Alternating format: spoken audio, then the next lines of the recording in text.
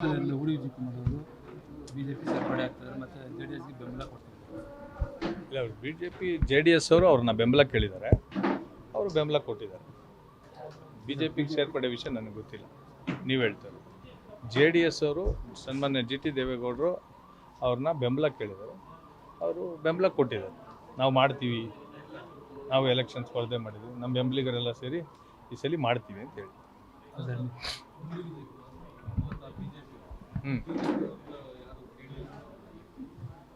ಅಲ್ಲ, ಇಲ್ಲಿ ನಿಂತಿರೋದು NDA ಅಭ್ಯರ್ಥಿ, JDS ಅಭ್ಯರ್ಥಿ, ಹಂಗಾಗಿ ಅವ್ರು ಹೋಗಿ ಅಪ್ರೋಚ್ ಮಾಡಿದ್ದಾರೆ.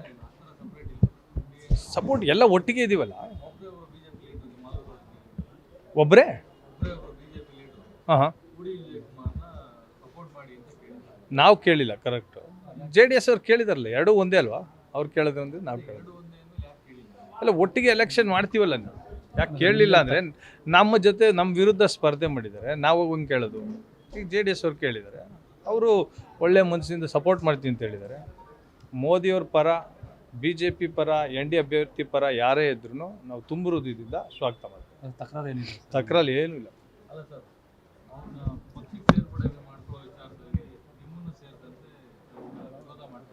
ಇಲ್ಲ, ಪಕ್ಷಕ್ಕೆ ಸೇರ್ಪಡೆ ಮಾಡ್ಕೋಬೇಕಂದ್ರೆ ಈ ಎಲೆಕ್ಷನ್ ಟೈಮಲ್ಲಿ ಕೆಲವು ಮಾನದಂಡಗಳು ಇಟ್ಕೊಂಡಿರ್ತಾರೆ.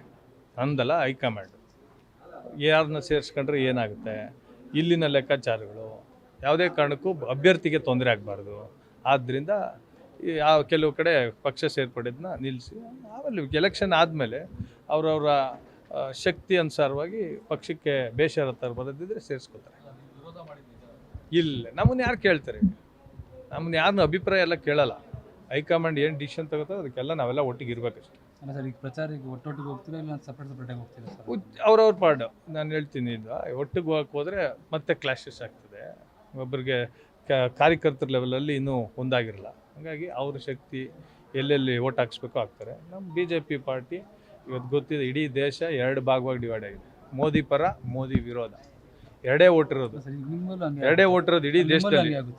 ನಮ್ಮಲ್ಲಿ ಅಲ್ಲ, ಒಂದಾಗೋದ್ರೆ ಒಂದು ಇಲ್ಲಿ ನಮ್ಮ ಪಾತ್ರ ತೀರಾ ಕಡಿಮೆ. ಇದು ರಾಜ್ಯದ ಎಲೆಕ್ಷನ್ ಅಲ್ಲ, ಇದು ದೇಶದ ಎಲೆಕ್ಷನ್. ಜನ ಈಗಾಗಲೇ ನಿರ್ಧಾರ ಮಾಡಿಬಿಟ್ಟಿದ್ದಾರೆ, ಮೋದಿಯವ್ರ ಪರ ಇರಬೇಕು ಅಂತ ಇಡೀ ದೇಶ ನಿರ್ಧಾರ ಆಗಿದೆ. ಈಗ ನಾನೇ ಹೋಗಿ ಇಲ್ಲಿ ಹಾಕ್ಪಡ್ರಿ ಅಂದ್ರೆ ಯಾರು ಕೇಳಲ್ಲ. ಅದಕ್ಕೆ ಎಲ್ಲರೂ ಪಾರ್ಟಿಗಳು ಸೇರ್ಕೊತಾ ಇರೋದು. ಕಳೆದ ಚುನಾವಣೆಯಲ್ಲಿ ನೀವು 50 ಸಾವಿರ ಓಟ್ ತಗೊಂಡಿದ್ದೀವಿ, ನಿಮ್ಮ ಕಾರ್ಯಕರ್ತರು ಇರ್ತಾರೆ. ಅದಕ್ಕೆ ಈಗ ನೀವು ಜೊತೆಯಲ್ಲಿ ಹೋದ್ರೆ ಎಲ್ಲರಿಗೂ ನಾನು ಹೇಳ್ತಾ ಇದ್ದೀನಿ, ಮತ್ತೊಮ್ಮೆ ಹೇಳ್ತಾ ಇದ್ದೀನಿ, ಜೊತೆಯಲ್ಲಿ ಹೋದ್ರೆ ಕಾರ್ಯಕರ್ತರು ಒಂದಾಗಲ್ಲ. ಆ ತಪ್ಪು ನಾವು ಮಾಡಬಾರ್ದು. ಅವರು ಇದ್ದೇ ಇರುತ್ತೆ. ಇಲ್ಲಿ JDS BJP ಎಲ್ಲೂ ಕ್ಲಾಶಸ್ ಆಗಲ್ಲ. ಇಡೀ ಹಳೆ ಮೈಸೂರು ಭಾಗದಲ್ಲಿ ನಮ್ಮ ಅಪೋನೆಂಟ್ ಏನಿದ್ರು ಕಾಂಗ್ರೆಸ್ಸು. ಯಾವತ್ತು BJP JDS ಒಂದಾಗಲಿ. ಹೆಂಗೆ ಜೆಲ್ಲಾಯಿತು, ಎಲ್ಲರೂ ಒಟ್ಟು ಕೂಡ್ಕೊಂಡ್ವಿ ಅಂದರೆ ಕಾರ್ಯಕರ್ತರ ಲೆವೆಲಲ್ಲಿ ಕೂಡ JDS BJP ಒಂದಾಗೇ ಇದೆ.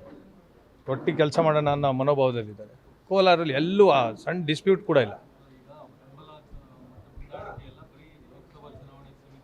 ಎಲ್ಲ ಪೂರ್ತಿ ಇನ್ನು 20 ವರ್ಷ ಇರಲಿ ಅಂತ ನಮ್ಮ ಆಸೆ. ಬರೀ ಲೋಕಸಭೆಗೆ ಇದಾಗೋದು ಬೇಡ, ಬರೋ 20 ವರ್ಷಕ್ಕೂ ಇದೊಂದು ನಾಂದಿ ಆಡಲಿ. ಈ ಲೋಕಸಭೆ ಚುನಾವಣೆ ಎಲ್ಲ ಒಟ್ಟಿಗೆ ಇರೋಣ ಅನ್ನೋದೇ ನಮ್ಮ ಆಸೆ.